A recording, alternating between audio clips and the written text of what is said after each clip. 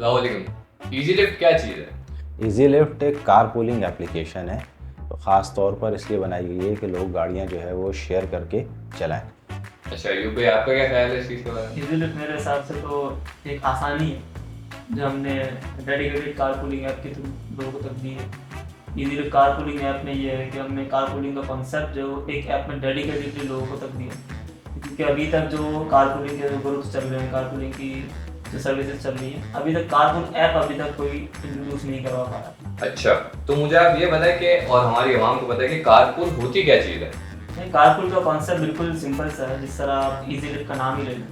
Easy lift में ये है कि कारपूलिंग कॉन्सेप्ट ये होता है कि आप एक ही गाड़ी को मल्टीपल लोग शेयर कर सकते हैं जो एक ही डेस्टिनेशन पे जा रहे हैं। फॉर एग्जांपल मैं बहरिया टाउन से डिफेंस जा रहा हूँ और मैं अकेला जा रहा हूँ, तो मेरी अपनी एक गाड़ी होगी ज़्यादा बात जिसमें मैं जा रहा हूँ, उसकी पूरी पेट्रोल की कॉस्ट जो है, उसकी सारी चीज़ें एक्सपेंसिव है, मुझे अकेले बेयर करना है। कारपूलिंग का कॉन्सेप्ट ये होता है कि 4 लोग मिलकर एक साथ इस कॉस्ट को बेयर कर रहे होते हैं। फॉर एग्जांपल मेरा 1000 रुपये का अगर पेट्रोल जा रहा है, बहरिया टाउन से डिफेंस मुझे 1000 रुपये खुद देने, तो मैं इसी रास्ते में 4 लोगों को अपनी गाड़ियाँ बिठाऊंगा और ये जो 1000 रुपये की कॉस्ट है मैं 4 बंदों में डिवाइड करके अपनी डेस्टिनेशन तक पहुँच जाऊँगा। इसमें मेरा भी फायदा है बेसिकली, और जो मेरे साथ जा रहे हैं उनका भी फायदा है। सही।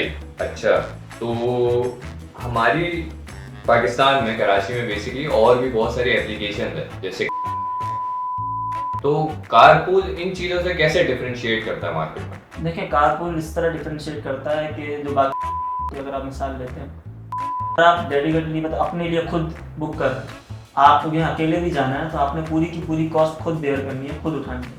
अगर वो 700 रुपये का फेयर बन रहा है आपका, कभी 800 रुपये का फेयर बन रहा है, तो आपने अकेले देना है। लेकिन कारपूलिंग में क्या है कि आपने पर सीट के हिसाब से देना। अगर 4 सीट हैं और 1000 रुपये का पेट्रोल कॉस्ट जा रहा है तो पर सीट ये 250 रुपये हो गए।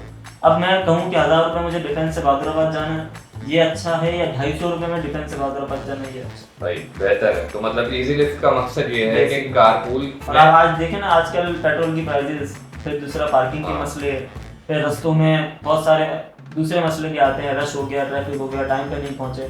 एक तो कारपूलिंग से ये फायदा होगा कि हमारी जेब पॉकेट फ्रेंडली है, हमारी जेब पे इतना लोड नहीं आएगा। दूसरा ये कि पार्किंग के मसाइल हो गए और इस तरह के आपका क्या ख्याल है इस चीज़ के हवाले से कि कारपूल करीम उबर से कैसे डिफरेंशिएट करता है, क्या अलग है उस चीज़ में हमारा? देखिए, सबसे बढ़कर तो ये चीज़ है कि इसके अंदर जो पैसेंजर है ना, उसको फेयर बहुत कम पड़ता है, ठीक है। और उसके लिए ये आसानी है कि जो है वो 1000-1200 रुपये किसी चीज़ के लिए खर्च करे, उससे अच्छा है कि जो है ना वो 250-300 रुपये में जो है वो चला जाता है उस चीज़ में, ठीक है। दूसरा ये कि यार इसमें जब एक शेयरिंग करके जा रहे होते हैं ना, तो लोग काफ़ी सारे एक गाड़ी के अंदर बैठे हैं, ठीक है। उसमें नेटवर्क इंसान का अच्छा खासा जो है वो बढ़ता है, दोस्तियाँ बढ़ती हैं। तो उन ताल्लुकात की बुनियाद के ऊपर भी इंसान जो है वो अपनी प्रोफेशनल लाइफ में भी बहुत कुछ जो है वो आगे की तरफ करता है।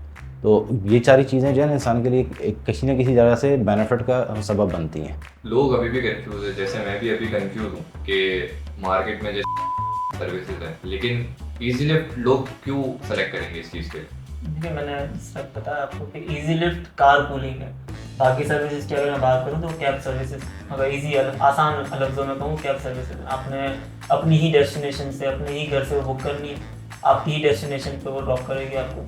लेकिन ये कैब सर्विस में आप टैक्सी बुक नहीं कर रहे, आप बेसिकली असल जिनकी गाड़ी है, जो ओनर है, वही आपके साथ हैं, वही आपको कारपूलिंग ऑफर कर रहे हैं और आप उन्हीं के साथ जा रहे हैं। अगर मैं कारपूलिंग की बात करूँ ना, कारपूल और कैब सर्विस में यही फ़र्क होता है कि टैक्सी अगर आपने खुद बुक करनी है, पूरी ही टैक्सी आपकी है, आप उसमें पूरा फेयर बुक कर रहे हैं, आपने पूरे पैसे देने। आपने डेस्टिनेशन ए से डेस्टिनेशन बी, गार्डन से तारिक रोड जाना है आपने, तो गार्डन से तारिक रोड वो टैक्सी आपकी है, उसके पूरे पैसे आपने ही देने हैं और आप ही बैठे हुए उस गाड़ी में।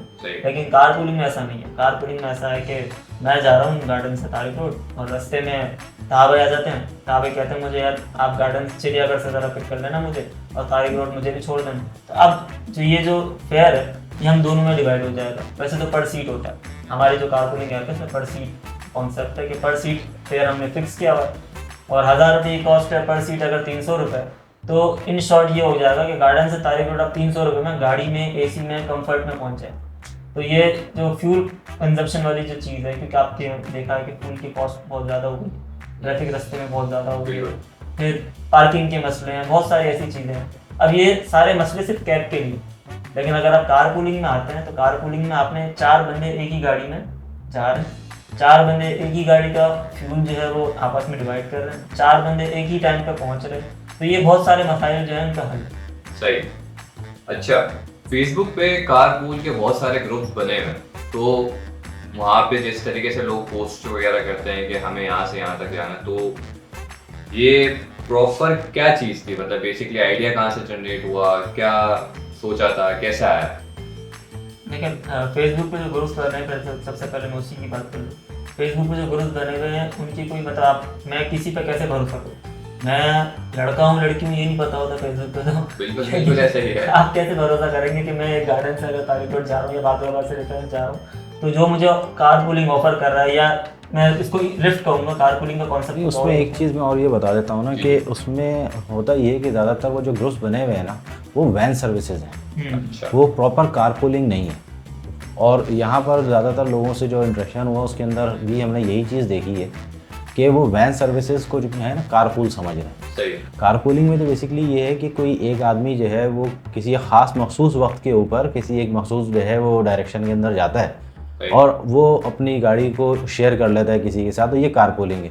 अगर मैंने डेली बेसिस के ऊपर किसी से कॉन्ट्रैक्ट किया हुआ है तो वो कारपूलिंग थोड़ी रही, फिर वो तो आपकी वैन सर्विसेज बन गई। ठीक है, तो वो जो ग्रुप्स हैं बेसिकली वो वैन के ऊपर काम कर रहे हैं, कारपूलिंग नहीं है वो। सही।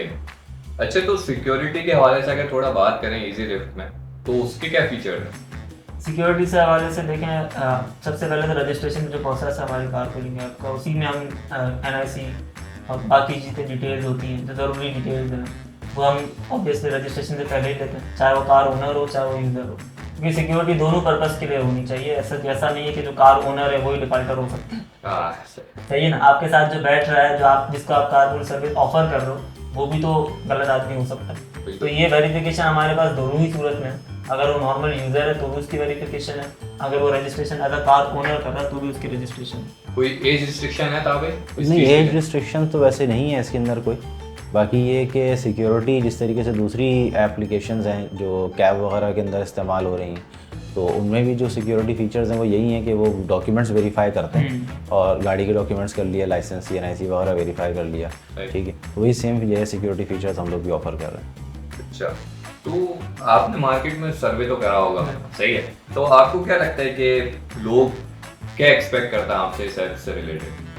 मैं अगर अपनी बात करूँ मैं, तो अगर मैं कार पूलिंग सर्विस, क्योंकि मैं भी एक नॉर्मल यूज़र हूँ, मैं भी रोज़ ऑफिस जाता हूँ, रोज़ मेरे भी घर के मामला आते हैं, मैं भी दावतों में जा रहा होता हूँ, तो सबसे पहले तो जो फ्यूल कॉस्ट वो आजकल मार रही है लोग। मैं बाइक पे भी, अगर मैं बाइक की बात करूँ तो जहाँ 50 रुपये का पेट्रोल लगना होता था पहले, आज वही पेट्रोल 200 तक पहुँच गया। अब मुझे दोस्तों में जाना है, मुझे गैदरिंग में जाना है, एक इंटरटेनमेंट है जो हफ्ता हम आपस में, अगर मेरी एज में बात करूँ मैं, हमें को तो पता नहीं, लेकिन मैं अपनी एज की बात करूँ तो मुझे हफ्ते को जाना है। अब मैं अगर क्रिकेट खेलने भी जा रहा हूँ तो मुझे पता है कि यार क्रिकेट खेलने की भी एक कॉस्ट लग रही है, मेरे को पेट्रोल 100 रुपये का पेट्रोल खर्च करना है, फिर वहाँ जाके जो पार्किंग दूंगा मैं वो अलग होगी, क्या पार्किंग माफिया अलग चल रही है, पेट्रोल माफिया अलग चल रही है, यहाँ तो खैर उस तरफ जाना नहीं चाह रहा।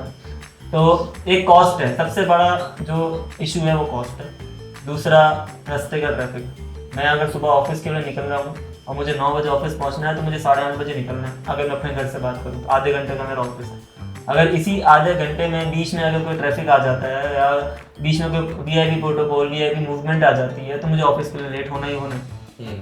ये बहुत सारे फैक्टर्स ऐसे हैं जो कार पूलिंग में हमने कवर किए हैं कि एक ही गाड़ी में अगर 4 लोग सफ़र करते हैं तो एक तो फ्यूल कॉस्ट बच रही है, दूसरा पार्किंग के लिए आपको इधर उधर भटकना नहीं है कि कार आप लेके चले गए लेकिन अब रास्ते में आपको पार्किंग नहीं मिल रही या रास्ते में ट्रैफिक इतना मिल रही है। क्योंकि देखें, अगर आप 4 लोग एक ही गाड़ी में सफ़र करते हैं तो 4 गाड़ियाँ आपने कम कर दी रोड से।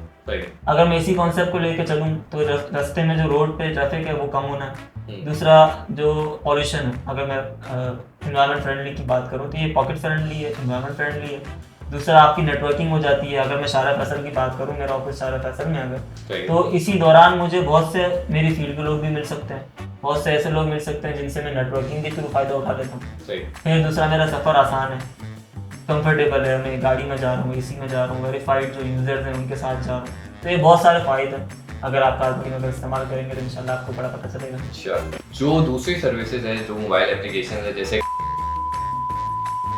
ये बहुत सक्सेसफुल कह लें या बहुत लोग इसके ऊपर ट्रस्ट करते हैं, तो क्या वजह है कि ये कारपूल क्यों ऑफर नहीं करते, क्या मकसद है और आप लोग क्यों ऑफर कर रहे हैं ये चीज़? देखिए, जहाँ तक मैंने समझा इन ऐप्स को, ये ऐप्स मार्केट में आई इसीलिए कि वो कैब सर्विस है। कैब सर्विस क्या होती है? अगर मैं एक फॉर एग्जांपल आपकी बात करूँ, अपनी बात करूँ ना, मेरे पास 4 गाड़ियाँ हैं, मुझे किराए पे देनी, तो मेरी कोशिश यही होगी कि एक एक गाड़ी का पूरा किराया है।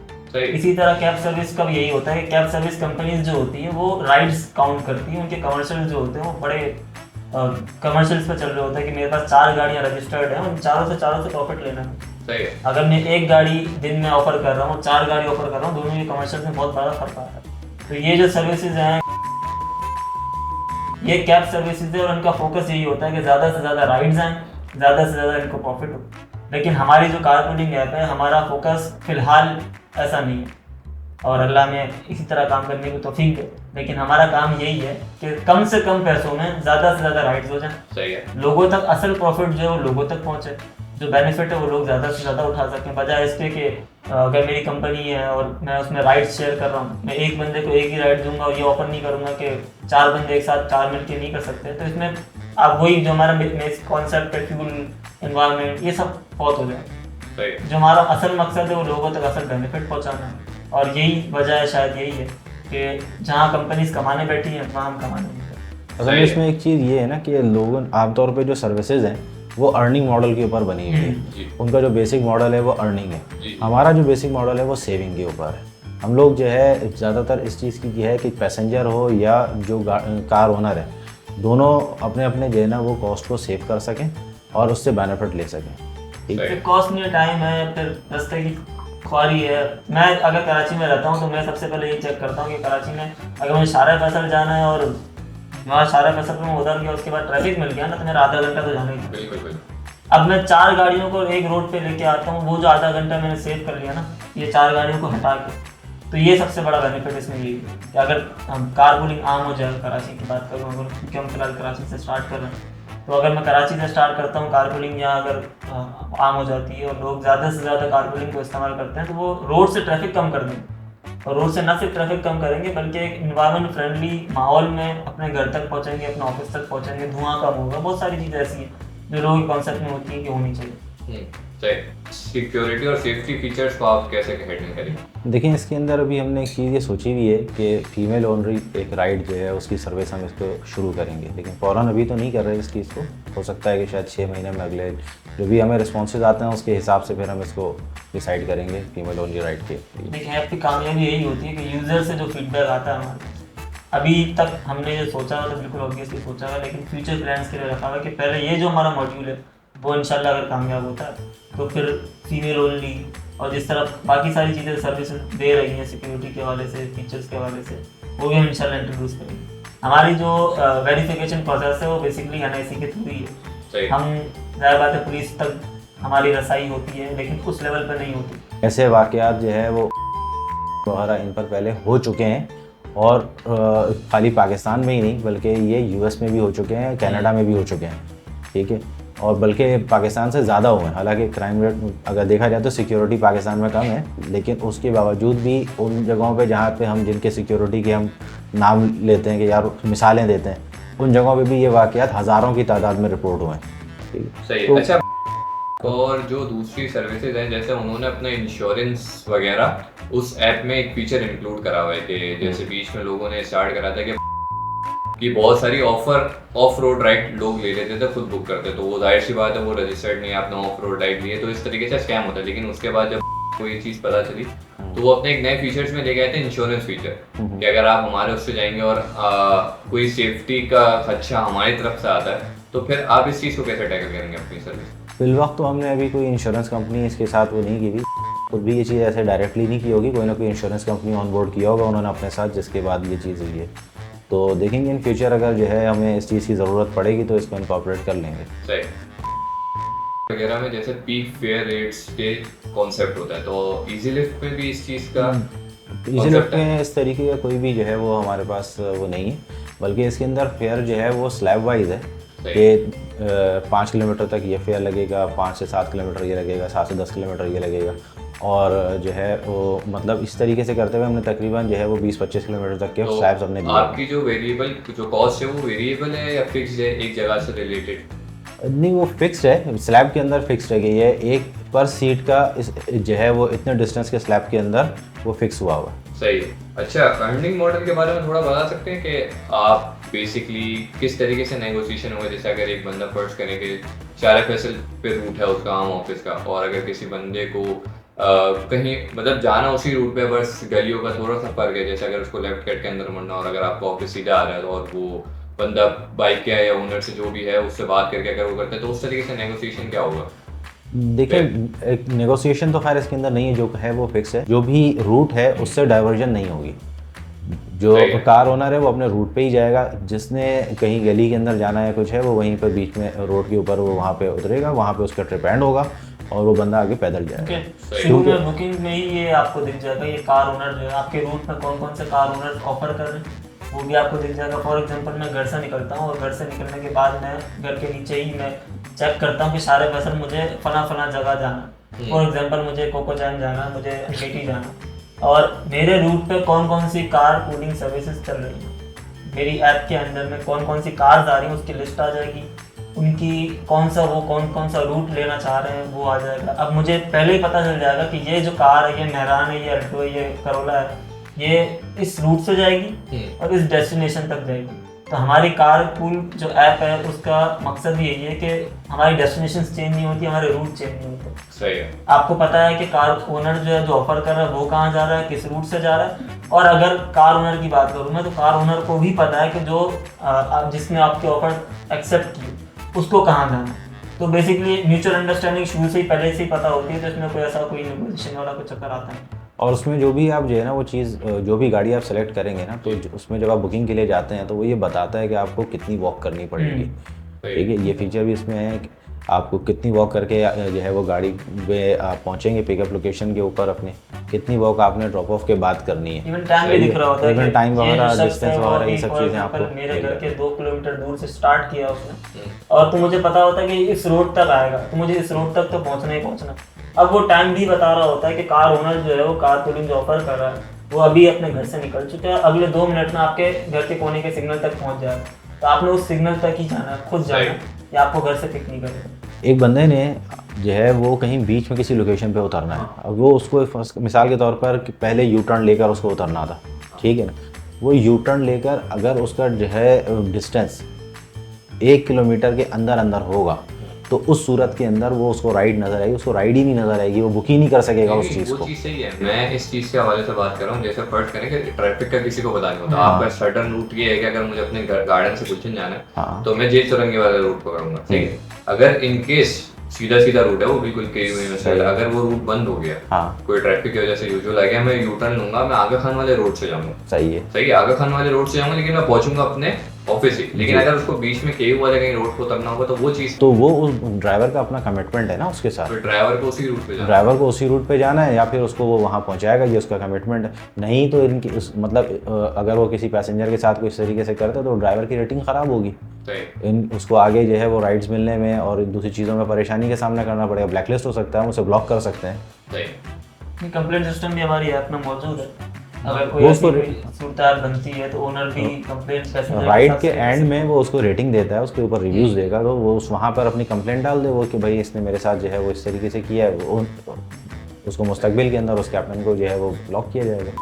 जो दूसरी सर्विसेज, मैं ड्राइवर्स के अगर हवाले से बात करूँ कि फर्ज करेंगे एक ड्राइवर जा रहा है, सही है, और पैसेंजर को अगर थोड़ा सा और अंदर जाना है, जैसे 200 या 300 मीटर के रेडियस में जाना, और अगर जो नॉर्मल रूट है बंदे ड्राइवर का उससे मना कर दिया, और उसने अगर कुछ पर्सनल इशूज़ की वजह से उसको फीडबैक बुरा दे दिया जिसकी वजह से आपने उसकी आईडी ब्लॉक कर दी, तो फिर इस फॉल्स कमिटमेंट को मतलब इस तरीके से आप कैसे उसको रेक्टिफाई करेंगे कि लोग ड्राइवर आपकी इस चीज़ को कैसे प्रेफर करें? सारी चीज़ें देखें, 2 चीज़ें हैं।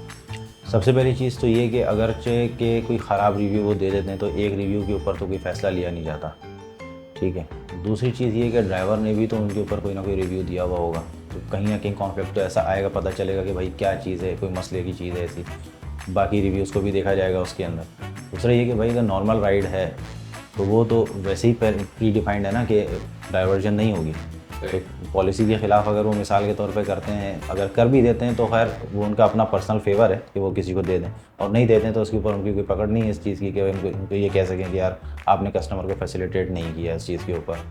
ठीक है, तो उनको खैर ब्लॉक वगैरह तो नहीं किया जाएगा इस चीज़ पे। अलबत्ता ये कि रिव्यूज़ वगैरह को देखते हुए उस पैसेंजर के ऊपर ये चीज़ ज़रूर हो सकती है कि अगर उन्होंने किसी और के साथ भी इस तरह से किया होगा तो हमारे पास स्टैट्स तो आ ही रहे होते हैं, रूट्स भी आ रहे होते हैं उसके अंदर के जो हमारे सिस्टम है सर्वर साइड के, तो उसके ऊपर चीज़ें इस तरह की होती हैं कि हम मैप चेक कर लें कि भाई कौन से रूट से वो होके गए थे, क्या चीज़ें वहाँ पे थी। तो कहीं ना कहीं हमें जो है ना ये चीज़ों का अंदाज़ा हो जाता है कि किसकी गलती है, क्या वहाँ पे जो है ना वो कहानी हुई है। सही, आपने जिस तरीके से बोला कि एक कंप्लेंट के ऊपर या एक बुरे फीडबैक के ऊपर ये चीज़ तो वो नहीं कर सकते आप, लेकिन उस ड्राइवर के लिए तो वो चीज़ ख़राब हो जाएगी ना, वो रिव्यू उसका बैड हो जाएगा, और क्या पता आगे जाके वो लिस्ट में भी कभी कभार शो नहीं करेंगे, उसके रिव्यूज़ नीचे होंगे, तो इस वजह से। तो कोई ऐसे कंप्लेंट सिस्टम आपने बनाया है जहाँ पे आप इस चीज़ को सही कर सकें कि जो कस्टमर केयर होते हैं, कोई सपोर्ट सिस्टम है ऐसा आपके पास? देखिए, सबसे पहले तो हम अदालत नहीं लगा सकते किसी भी चीज़ की, और लोगों के पास इतना टाइम भी नहीं है कि वो मेरे पास आए और क्या हुआ था सर, CID चले गया पता लगाओ, कुछ तो गड़बड़ है, ऐसा तो कर नहीं सकते। दूसरा ये कि अगर फॉर एग्जांपल हमारे जो कॉन्सेप्ट के खिलाफ अगर कोई चीज़ होती है, हमारा कॉन्सेप्ट यही है कि रूट चेंज नहीं होगा। अगर कोई यूज़र है, नॉर्मल यूज़र है, वो कार ओनर को ये कहता है कि मुझे इस गली के अंदर छोड़ दो, वो कार ओनर मना कर देता है कि रूट चेंज हो जाएगा, मैं नहीं कर सकता। और इस ग्रीवेंस के अंदर, ये साथी दुश्मनी के अंदर कोई मना कर देता कि नहीं मैं तेरे को साला वन स्टार देगा खराब।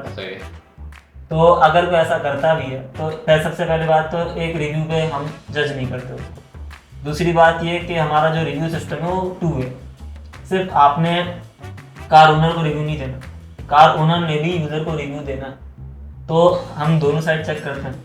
और इसके अलावा तीसरा ये कि कस्टमर केयर के लिए हमने बात है, हमारे पास टीम बैठी है, हर बात है 2 वे कॉल कन्वर्सेशन होती हैं। हम जो हमारे यूज़र्स हैं उनके फीडबैक्स लेते हैं, उनके सजेशंस लेते हैं, कोई कंप्लेंट आती है तो उसको रिजॉल्व करने के लिए हमारा पूरी टीम बैठी है जो कॉल्स करती है, आपसे पूछती है क्या है, क्यों, कैसे, पूरा एक केस बना के फिर हम ही कोई ऐसा फैसला लेते हैं। तो एज सच तरह से कोई चीज़ अभी तक हमने फेस नहीं की। अच्छा, ये आपकी जो एप्लीकेशन है ये ऑनलाइन है या फिर ऑफलाइन है? मतलब देखिए, फिलहाल सिर्फ ऑनलाइन होने का मकसद भी यही है कि एक तो आप चेक नहीं कर सकते अगर ऑफलाइन है, तो अगर कोई गलत एक्टिविटी हो जाती है, कोई तो नहीं होनी चाहिए, या कोई ग्रीवेंस हो जाती है, कोई कंप्लेंट सिस्टम हमारा बंद होता है, तो आप किसी भी तरह बंदे को जज नहीं कर सकते क्या हुआ, क्यों हुआ, कैसे हुआ। ऑनलाइन में पूरी प्रॉपर ट्रैकिंग है, यूज़र कहाँ जा रहा है, किस गाड़ी में बैठा है, किसके साथ बैठा है, उसके साथ जो मजीद जो 4 लोग बैठे हैं वो कौन है। तो ऑनलाइन सिस्टम में एक तो मकसद यही है ऑनलाइन रखने का इसको कि एक तो ट्रैकिंग प्रॉपर है, दूसरा वेरिफिकेशन सिस्टम्स हो गए, कंप्लेंट सिस्टम्स हो गए, फीडबैक सिस्टम, सर्विस सिस्टम, ये सारे ऑनलाइन ही चलते हैं। और अगर ऑफलाइन कोई जा रहा है तो उसका कोई जो रिस्क है, जो रिस्क फैक्टर्स हैं वो कंट्रोलेबल नहीं, तो इसी पे फिलहाल इसको ऑनलाइन ही। जैसे बहुत सारी, जैसे मिसाल ले लें हम, तो उसमें बाइक्स और डिफरेंट कार्स के ऊपर रेटिंग्स के साथ, जैसे प्रीमियम है और छोटी कार्स वगैरह हैं, तो इस तरीके से आपने भी कोई व्हीकल्स डिफाइन करी हुई है इसके अंदर या सिर्फ एक? जो हमारा कॉन्सेप्ट है कारपूलिंग का यूनिट का, वो यही है कि यूज़र की ऐप है, ये बेसिकली कंपनी कमर्शियल्स के ऊपर काम नहीं कर रही, ये सेविंग्स के ऊपर काम कर रही। तो अगर मैं अपनी मर्सिडीज़ में जा रहा हूँ तो भी मैं कारपूल ऑफर कर रहा हूँ, अगर मैं मेहरान में जा रहा हूँ तो मैं कारपूल ऑफर कर रहा हूँ। ईजी लिफ्ट हमारी जो ऐप है उसमें हमने फिलहाल बाइक्स और कार्स, इनकी रजिस्ट्रेशन ऑन है।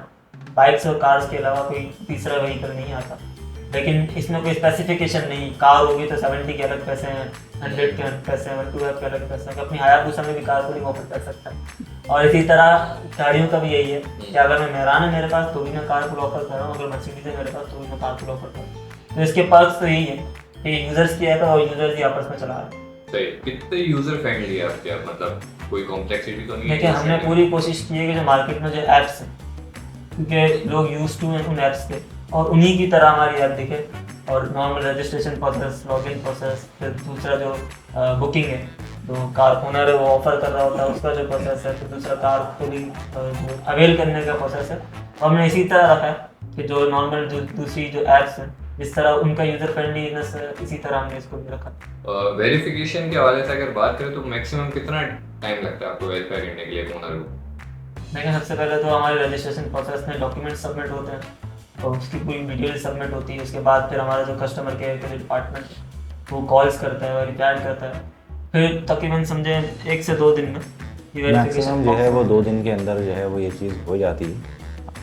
लेकिन उसमें बस ये है कि अगर डॉक्यूमेंट्स वगैरह सही से अपलोड हुए हुए हैं और सही डॉक्यूमेंट उन्होंने डाले हैं, बल्कि ये कहा जाए, तो फ़ौरन हो जाती है। वरना बाज़ औक़ात ऐसा होता है कि लोग डमी डॉक्यूमेंट भी डाल देते हैं, फिर उनको कॉल करके बता दिया जाता है कि भाई आपकी जो है वो डॉक्यूमेंट सही नहीं है, आप सही डॉक्यूमेंट्स अपलोड कर दें तो आपको वेरीफाई कर दिया जाएगा। सही। जैसे बाइकें वगैरह के दूसरे ऑफिस है, तो ऑन साइट अभी आपकी कोई लोकेशन है जहाँ पे लोग, अगर आपके पास रजिस्ट्रेशन अगर आपको ऑन साइट करवाने तो वो हो सकती है? नहीं, हमने अभी तक जो है वो ऑन साइट स्पेस नहीं रखा हुआ, कि हमने सारा का सारा जो है वो काम टेक्नोलॉजी की बेस के ऊपर ही रखा हुआ।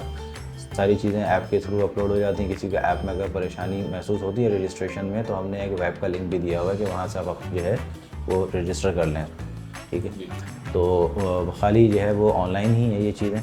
हाँ, एक फैसिलिटी हम जो है वो ये देते हैं कि आप हमारे कस्टमर सर्विसेज एजेंट से डायरेक्टली बात कर सकते हैं फ़ोन करके, ठीक है। उसमें हमने चैट बॉट वगैरह की कोई चीज़ ऐसी नहीं दी थी, बल्कि डायरेक्ट कस्टमर सर्विस रिप्रेजेंटेटिव हैं, उनको आप कॉल करेंगे तो वो आपको जो भी आपके इश्यूज़ हैं, परेशानियाँ, उनको वो उस टाइम पे हल कर देंगे, ठीक है। और बस ये कोशिश करेंगे जो है वो दिन के टाइम में कॉल करें, ताकि आराम से आपको जो है वो उसके जवाब जो है मिल सकें।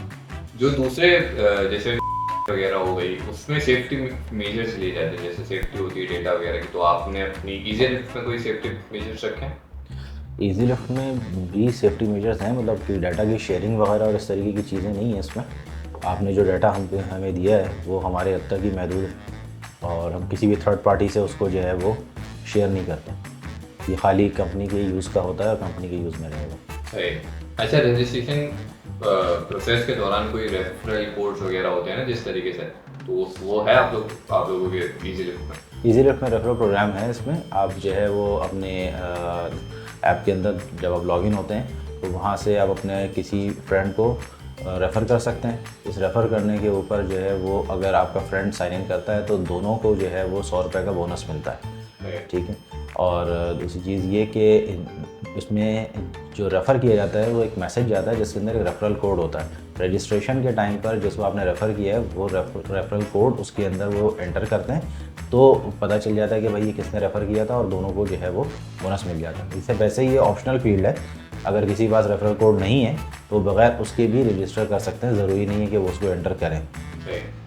बेसिकली 2 वे रेफरल प्रोग्राम है, जो रेफर कर रहा है उसका भी बेनिफिट है, और जो रेफरल जिसको किया जा रहा है उसका भी बेनिफिट। ड्राइवर्स जो है बेसिकली वो इजी लिफ्ट को क्यों प्रेफर करेंगे? देखिए, इसमें दो जो है ना वो मेन चीज़ें हैं। एक तो हमारे पास कोई हिडन चार्जेस नहीं है। दूसरी चीज़ ये कि जो है हमारी रजिस्ट्रेशन प्रोसेस जो है ये काफ़ी इजी है, ठीक है। तीसरा मेन चीज़ ये कि ये एक जो है ना सोसाइटल बेनिफिट के लिए जो है वो हम काम कर रहे हैं, कि एक सोशल कॉज है जिसके ऊपर हमने जो है ना उसको किया हुआ है, ना कि कोई इसके पीछे हमारा जो है बहुत ज़्यादा कोई कमर्शियल पर्पसेस हैं, ठीक है। तो मैं ड्राइवर जो भी कार ओनर्स हैं उनसे मैं इस चीज़ के कहूँगा, उनको इंकरेज करूँगा कि आज ही जो है वो हमारे साथ साइन अप करें इसको, और इस कॉज में हमारे साथ मिलकर चलें, और जो है वो एक शहर की बेहतरी के लिए, एक माशरे की बेहतरी के लिए हमारे साथ काम करें। देखिए, सबसे पहले तो हम ये भी क्लियर करना चाहिए कि ड्राइवर का कॉन्सेप्ट हमारे नहीं, जो दूसरी ऐप्स हैं तो उसमें लोग कमाने के लिए ही ड्राइवर बनते हैं, लेकिन हमारी ऐप में ऐसा कोई कॉन्सेप्ट नहीं है। आप यूनिवर्सिटी जा रहे हैं, आप ऑफिस जा रहे हैं, आप दावत में जा रहे हैं, आप रेस्टोरेंट में फाइन डाइनिंग करने जा रहे हैं, आप इसी दौरान अपनी कॉस्ट सेव करने के लिए, अपनी कॉस्ट बचाने के लिए आप कारपूलिंग ऐप जो हमारी इजी लिफ्ट है उसका इस्तेमाल करेंगे। इसमें कोई ड्राइवर का कॉन्सेप्ट, कोई कैब यूज़र का कॉन्सेप्ट नहीं। आप तमाम ही लोग जो नॉर्मल लोग हैं, तमाम यूज़र जो हैं वो हमारे पास एक ही लेवल पे, तो ऐसा कोई ड्राइवर और कैब यूज़र नहीं है। अच्छा, हिडन चार्जेस की आपने बात करी, तो जैसे हिडन चार्जेस बहुत से लोग बताते तो यही हैं कि बाजार तो ये होता है 10% 15%, लेकिन फिर वो टैक्स वगैरह लगा के वो बहुत सारी चीज़ें बहुत मुख्तलिफ चली जाती है। तो आपके हिडन चार्जेस को लेके क्या सारी चीज़ें? नहीं, हमारे जो चार्जेस हैं ना वो फिक्स हैं। 20% हमारे चार्जेस हैं, इसमें टैक्स शामिल है। इसके अलावा कोई ऐसे अलग से चार्जेस नहीं है, ठीक है। फिलहाल तक तो अभी हम इसी जो है ना वो चीज़ के ऊपर हैं, और अगर कोई मिसाल के तौर पर चीज़ होगी भी तो वो बहुत अच्छे तरीके से डिस्क्लोज़ करके बताया जाएगा कि भाई ये चीज़ें जो चार्जेस हैं वो सामने हैं। हिडन कोई भी चीज़ ऐसी नहीं रखी जाएगी जिसकी वजह से जो है वो हमारे किसी यूज़र को कोई परेशानी हो। अच्छा, रजिस्ट्रेशन फ्लो के बारे में थोड़ा अपने बताएं कि किस तरीके से होगा, क्या होगा? लेकिन रजिस्ट्रेशन बड़ी सिंपल है इसकी। easylift.pk पे आप जाएँ, वहाँ पे गेट स्टार्ट का बटन है, उसको प्रेस करें, आपके पास एक वेब का रजिस्ट्रेशन फॉर्म खुल जाता है। उसको आप स्टेप बाय स्टेप फिल करेंगे, ठीक है। उसके अंदर सबसे पहले वो आपकी बेसिक इन्फॉर्मेशन वगैरह जो है वो देगा। उसके बाद फिर कार की डॉक्यूमेंटेशन जो है उसको आप अपलोड करेंगे, लाइसेंस, CNIC वगैरह ये सब चीज़ें, और आपकी रजिस्ट्रेशन कंप्लीट हो जाएगी। इसके अलावा दूसरा तरीक़ेकार ये है कि उसी वेबसाइट पे 2 आपको लिंक दिए हुए हैं, iOS का भी और प्ले स्टोर का भी। इसके अलावा अगर आप सर्च करना चाहें तो प्ले स्टोर और ऐप स्टोर के ऊपर सर्च भी कर सकते हैं एप्लीकेशन को, ठीक है। एप्लीकेशन इंस्टॉल कर लें और सबसे पहले तो अपना नंबर डाल के जो है वो OTP ले लें, आपके पास OTP आ जाएगा और नेक्स्ट स्टेप पे चले जाएंगे, पर्सनल इन्फॉर्मेशन डालें, रजिस्ट्रेशन यहाँ पर आपकी हो जाती है कंप्लीट। लेकिन एक चीज़ जो कि जो लोग कार ओनर्स हैं जो अपनी गाड़ी को में चलाना चाहते हैं उनके लिए थोड़ा सा एडिशनल ये चीज़ें होती हैं कि वो अपना कार की डॉक्यूमेंटेशन, लाइसेंस वगैरह, CNIC ये सब चीज़ें कंप्लीट करते हैं। तो उसके बाद फिर उनका जो है वो रिव्यू के ऊपर चीज़ें चली जाती हैं। जैसे ही फिर जो है वो रिव्यू हो जाता है तो उनके प्रोफाइल वगैरह हर चीज़ अनलॉक हो जाती है और वो फिर राइट्स वगैरह शेयर करने के काबिल हो जाते हैं। टाइम कितना लगता है इस चीज़ में? इसको करने में जो टाइम पीरियड है वो आपको मेरे ख्याल से मुश्किल 5-7 मिनट का टाइम लगता है। इससे ज़्यादा का टाइम आपको रजिस्टर करने में नहीं लगता अगर आपके पास सब चीज़ें, डॉक्यूमेंट वगैरह मौजूद है तो। और वेरिफिकेशन में हमें थोड़ा बहुत जो है वो टाइम इसका लगता है क्योंकि क्यू में जो लोग आए हुए होते हैं उनको एक साथ हमने करना होता है। तो जैसे ही आपकी बारी आती है तो अंदाज़न 1 दिन के अंदर या मैक्सिमम 2 दिन जो है वो लग जाते हैं उसके वेरिफिकेशन के अंदर। अच्छा, इजी लिफ्ट के अगर बारे में बात करें तो बेसिकली इसके पीछे मकसद क्या था? इजी लिफ्ट नाम आपने क्यों सेलेक्ट किया? क्या विजन था, क्या चीज़ थी, इजी लिफ्ट ही क्यों? असल में ज़माने तालिब के अंदर हम जर्मनी में एक वेब बेस्ड सर्विस यूज़ करते थे, मेटफार गेलेगनहाइट उसका नाम। तो अगर बाय वर्ड अगर आप देखें तो काफ़ी लंबा मतलब उसका बन जाता है, लेकिन शॉर्ट में आप उसको लिफ्ट कह सकते हैं। तो जब लिफ्ट को हमने इस ऐप के अंदर मर्ज किया तो इजी जब हमने कर दिया उसको वेब पे, मतलब उसका यूज़र एक्सपीरियंस काफ़ी अच्छा हो गया है, वो यूज़र बनाया एक्सपीरियंस ताकि उसका इजी हो गया। वेब पे थोड़ा उसमें टाइम लगता था, तो उस वर्ड को हमने इजी के साथ मिला के इजी लिफ्ट ऐप। अच्छा, तो बेसिकली ये जो सर्विस है आपकी, ये फिलहाल अभी कराची में ही बेस्ड है या दूसरी सिटीज़ में होती है? इसका बेसिकली विजन या मिशन क्या है इस चीज़ का? बेसिकली अभी तो ये कराची में ही, क्योंकि हम कराची से बिलोंग करते हैं, तो अभी कराची से हमने स्टार्टअप लिया। तो इंशाल्लाह नेक्स्ट फेज में दूसरे शहरों में, लाहौर, इस्लामाबाद, बाकी पूरे मुल्क में इसको इंशाल्लाह फैलाने का है। और काशी भाई, आपका क्या ख्याल है इस चीज़ के बारे में? असल में कराची एक ऐसा शहर है जहाँ पर जो है ना वो ट्रांसपोर्टेशन के लिए बहुत ज़्यादा मसले मसाइल हैं। लोगों को बहुत ज़्यादा जो है वो परेशानी का सामना होता है। हमारी बसेस की कंडीशन ऐसी नहीं है, क्योंकि हालत काफ़ी बुरी हुई हुई है। शहर में जगह जगह जो है ना वो रोडें ख़राब हैं, ट्रैफिक जैम हो जाते हैं। तो लोगों को ना एक अच्छा ट्रैवलिंग मिलती नहीं। आदमी ऑफिस जा रहा होता है, अपने किसी काम से जा रहा होता है, आधे से ज़्यादा तो अपनी एनर्जी वो अपने ट्रैवलिंग के अंदर वेस्ट कर जाता है। तो ये है कि कारपूलिंग के ज़रिए से अगर वो जाएंगे तो उनको कम से कम एक अच्छा जो है वो सफ़र मिलेगा, आरामदेह सफ़र मिलेगा। तो आगे जो चीज़ वो प्रोड्यूस करना चाहते हैं उसके अंदर उन्हें काफ़ी हेल्प मिलेगी, ठीक है। तो बेसिकली हमारा जो ये विज़न है, स्टार्टिंग में तो हमने इसको इसी तरह से रखा है कि ये कराची में रहेगा, लेकिन जैसे जैसे हम आगे इंशाल्लाह ग्रो करेंगे तो इसको पाकिस्तान के दूसरे शहरों में भी ले जाने का हमारा इरादा है। अच्छा, दूसरा एक चीज़ ये कि हमने एक चीज़ और इसके बारे में सोची हुई है कि इंशाल्लाह जैसे ही हमारे पास इसके जो फीडबैक्स आना शुरू होंगे, थोड़ा सा आगे हम ग्रो करते हैं, तो इसमें हमने फीमेल ओनली राइड का जो है वो एक कॉन्सेप्ट हमने रखा हुआ है, जिसमें ख़वातीन ही होंगी जो गाड़ी अपनी ऑफ़र कर रही होंगी, ख़वातीन इसको चला रही होंगी। और ये भी एक खैर यहाँ का बड़ा एक मसला है कि जो हमारी बहनें बेटियाँ वगैरह हैं वो उनको ट्रैवल करने में बहुत परेशानी होती है। अपने कहीं वो काम पे जाती हैं या पढ़ने के लिए जाती हैं, तो उनको जो है ना वो इतनी अच्छी ट्रैवलिंग का कोई मोड उनको मिला हुआ नहीं है। बस में एक छोटा सा सेक्शन उनका अजीब सा होता है, वहाँ पे भी आमतौर पर मर्दों को भर दिया जाता है क्योंकि वो बस वाले को भी अपना अर्निंग पूरी करनी होती है उसके। तो वो एक सेफ़ एनवायरनमेंट उनको मिल जाए, एक अच्छा एनवायरनमेंट मिल जाए जिससे वो ट्रैवल कर सकें। तो इस चीज़ को हमने अपने नज़र में रखा हुआ है। इंशाल्लाह नियर फ्यूचर इसको हम लॉन्च करेंगे। तो आप अपने व्यूअर्स तक कोई पैगाम पहुँचाना चाहते हैं कि इस लिफ्ट के हवाले से कोई चीज़ एड्रेस करनी हो आपको? मैं एक चीज़ ये कहना चाहता हूँ कि एक इनिशिएटिव हमने ये लिया है और इससे हमारे जो गोल्स हैं वो हमने आपको बताए हैं कि एक बेटर सोसाइटी, एक अच्छा ट्रैवलिंग एक्सपीरियंस जो है ना वो हम ले सकें, ठीक है। तो इसके अंदर जो है वो हमारा साथ में और इस सर्विस को अवेल करें। इसके ऊपर रजिस्ट्रेशन जो है वो ओपन हुई हुई हैं आप रजिस्टर करें इसके ऊपर और हमारी फैमिली का हिस्सा बने। और आखिर में बस एक ये चीज़ कहना चाहता हूँ, इजी लिफ्ट चलें मिलकर।